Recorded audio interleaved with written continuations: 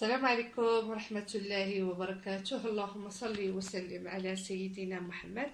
اليوم إن شاء الله هنشارك معكم واحد السلطة يعني لذيذة وسهلة وبسيطة، ونتمنى من الله تكونوا نتوما بخير وعلى خير. وصراحة بأننا في فصل الصيف ما تناكلوش القطنية بزاف، يعني ما تستخدموش العدس واللوبيا والحمص، وان شاء الله غنشارك معكم وصفات فيها قطنيه في هذا الصيف. المهم دابا عندنا شلاضه سهله وبسيطه، مقاديرها متوجده ان شاء الله في كل البيت باذن الله. عندي نص كيلو ديال بطاطا مسلوقه، سلقتها مع مليحه وقطعتها طريفات صغار. عندي المعدنوس، عندي بصله مشلضه، عندي واحد العلبه ديال المايز ديال الذره، عندي التوابل، عندي معلقه صغيره مع مرش ممسوحه تاع البزار، ومعلقه صغيره ديال الملح، ومعلقه صغيره ديال الكمون. والوصفه ديالنا اللي يعني الاساسي فيها هو العدس انا سلقته، درت فيه هادو 4 المعالق ديال العدس، درتهم في الكاسرونه وعملت عليهم الماء، وعملت نص حامضه وشويه ديال الملحه وسلقتهم. وهذه هي المقادير ديالنا، مع ذكر اننا نسيت زيت الزيتون. دابا غنمشيو على بركه الله باش نديرو الشلاضه ديالنا. ودابا عندنا البطاطا ديالنا مسلوقه، نديروها في شي اناء يكون كبير، يعني يهز لنا المقادير، وغنضيفو عليها العدس ديالنا اللي صفيناه. يعني في هذا فصل الصيف يعني تنساو القطنيه، ما تناكلوهاش، يعني تنساوها في خطرات، نبغيو شي حاجه بارده وشي حاجه، يعني خاصنا ندخلو العدس، يعني العدس ضروري في جسم الانسان.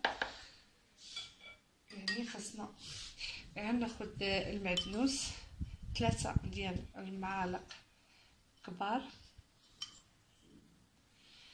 3 ديال المعالق المعدنوس، و3 ديال المعالق ديال البصله تكون عامره.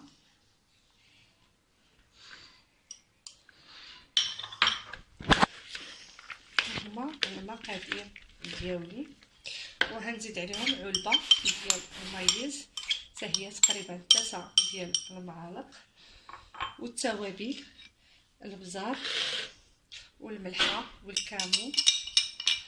انا راه ما كثرتش الملحه حيت الملحه سلقت بها البطاطا وسلقت بها العدس، يعني عملت غير شويه. دابا هذه هي الشلاضه ديالنا. دابا تقريبا عندي هنا هذا نص كاس ديال الحامض، انا عصرت فيه حامضه ونص،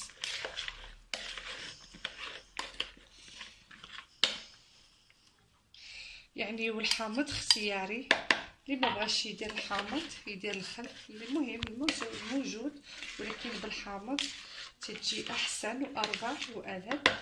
ودابا غنعمل الزيت البلديه،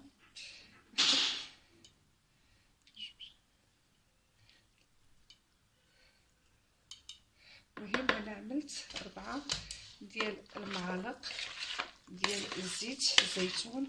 باننا وليداتنا ما تيبغوش ياكلوا لنا القطنيه ولا شي حاجه، صراحه غنوكلوها ليهم بطريقه فنيه وسهله، وصراحه تجي واحد لي سالاد غزاله ومفيده، ونتمنىكم تجربوها ان شاء الله. صراحه طبق يعني هائل ولذيذ، ونتمنىكم تجربوه، يعني غني بالفيتامينات، غني بالحديد، غني بالمغنيسيوم، بالبروتينات، يعني صراحه يعني هائل.